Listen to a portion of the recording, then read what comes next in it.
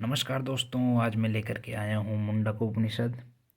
और श्लोक क्या है तो उससे पहले, क्या तुम्हें कभी ऐसा दोस्त मिला है जो तुम्हें बदलना नहीं चाहता, बस तुम्हें देखने में मदद करता है, जो तुम्हारी गलतियों पर चिल्लाता नहीं पर तुम्हें उनमें डूबने भी नहीं देता। तो उसी पर उपनिषद कहता है कि ऐसा दोस्त बाहर कब मिलता है, पर अगर मिल जाए तो वो दोस्त नहीं वरदान होता है। तो आज का श्लोक भी उसी पर है। क्या है वह श्लोक? द्वा सुपर्णा सयुजा सखाया समानं वृक्षं परिष्वाजाते तयोरन्यः पिपलं स्वाद्वत्या नासनन्यान्यो अभिचाकशीति। अब इसमें यहाँ पे मीनिंग क्या है कि साथ साथ रहने वाले तथा समान आख्यान वाले दो पक्षी एक ही वृक्ष का आश्रय करके रहते हैं। उनमें एक तो स्वादिष्ट पीपल माने कर्मफल का भोग करता है और दूसरा भोग न करके केवल देखता है। अब इसमें मीनिंग क्या है, समझे क्या इस मीनिंग से हम? तो इसका सिंपल से मीनिंग समझो कि एक ही वृक्ष पर दो पक्षी बैठे हैं और दोनों को दोस्त मान के चलो।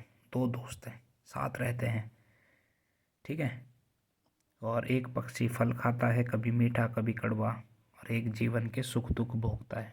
तो दूसरा पक्षी कुछ नहीं खाता, बस देखता है, शांत स्थिर जागृत अवस्था में। तो अब यह वृक्ष कौन है? भीतर जागो, पहुंचो कि भीतर क्या पूछ रहा है वो। वृक्ष क्या है? उपनिषद कहता है ना, वृक्ष क्या है। तो यह वृक्ष है, यह शरीर, यह जीवन। इस पेड़ पर बैठा पहला पक्षी है तुम, समझ रहे हो? जो रोज कुछ ना कुछ भोगता ही रहता है। दर्द, खुशी, डर, मोह, प्रेम और गुस्सा। और दूसरा पक्षी है जो तुम्हारा दोस्त, यानी कौन? पर ऐसा दोस्त जो तुम्हारे भीतर बैठा है। वो कुछ नहीं चाहता, कुछ नहीं लेता, वो बस देखता है। अब बाहर हो तो और बढ़िया, वरदान है आपके पास।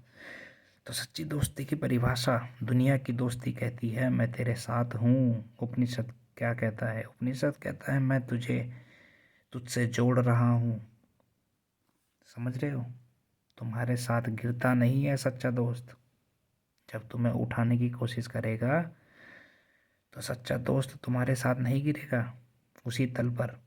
तुम्हारे साथ भोगता नहीं है, तुम्हारे साथ उलझता नहीं है, वो तुम्हें जागृत रखता है हमेशा। समझ रहे हो? तो दोस्ती जब गुरु बन जाती है, जब दोस्त तुम्हें जवाब नहीं देता, बस तुम्हें देखने देता है, तब वो गुरु बन जाता है।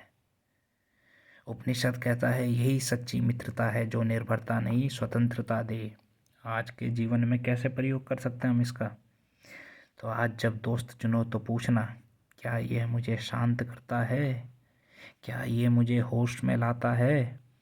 क्या ये मुझे खुद से दूर करता है या पास?